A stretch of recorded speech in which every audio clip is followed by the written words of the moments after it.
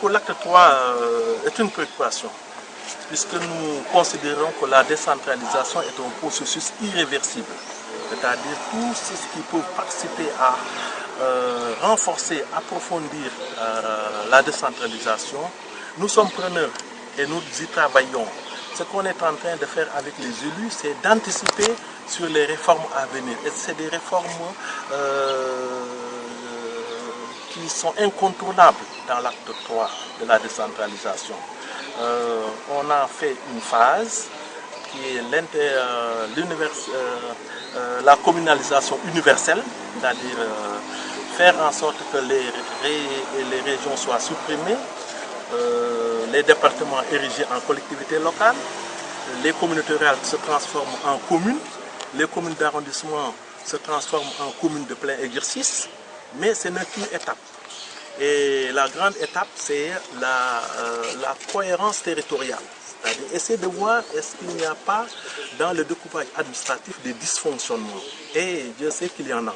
Parce qu'on a hérité du système colonial, un découpage administratif qui ne répond plus aux enjeux et aux transformations de développement de l'heure.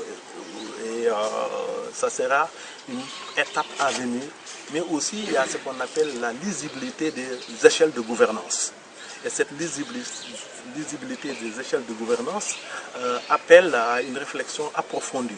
Sans compter le nœud de la guerre qui est le financement des collectivités locales, les mécanismes de financement, les mécanismes budgétaires et les mécanismes de financement aux collectivités locales. Ça a été toujours depuis la réforme de 1996 qui avait vu les régions érigées en collectivités locales. Le mal de la décentralisation, c'est le manque de financement, puisque l'État n'apporte pas le concours suffisant et le concours nécessaire au transfert des compétences. Sans compter maintenant, il y a des mécanismes que l'UMOA va mettre en place en termes de financement adressé aux collectivités locales. Il faudra que nos élus soient anticipés, capacités pour que véritablement ces financements extérieurs de l'UMOA, de la CEDEAO, de la communauté internationale, que les collectivités locales puissent en tout cas les capter dans le cadre de la coopération décentralisée, mais dans le cadre des relations internationales de coopération avec les organismes et les autres, en tout cas, structures de financement. Et que véritablement, l'acte 3 de la décentralisation, nous l'avions décrié.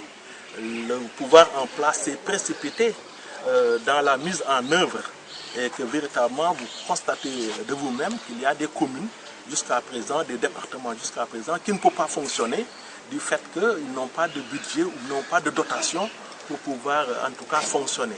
Et personnellement, je suis député à l'Assemblée nationale, j'avais fait une dizaine d'amendements sur le Code général des collectivités locales. Malheureusement, ils n'en ont pas pu tenir compte et que véritablement, je le soutiens et je le maintiens, le code qu'on a voté à l'Assemblée nationale n'est pas le code qui a été promulgué par les chefs de l'État. Et c'est une entorse dans l'arsenal juridique du Sénégal. J'ai saisi le président de l'Assemblée nationale sur la question et le contentieux est en cours, puisque si vous fouillettez le Code général des collectivités locales dans son article 271, vous verrez véritablement que l'exécutif a manipulé après l'adoption à l'Assemblée nationale cette disposition du Code général des collectivités locales et l'Assemblée nationale a le devoir de réagir par rapport à cette distorsion.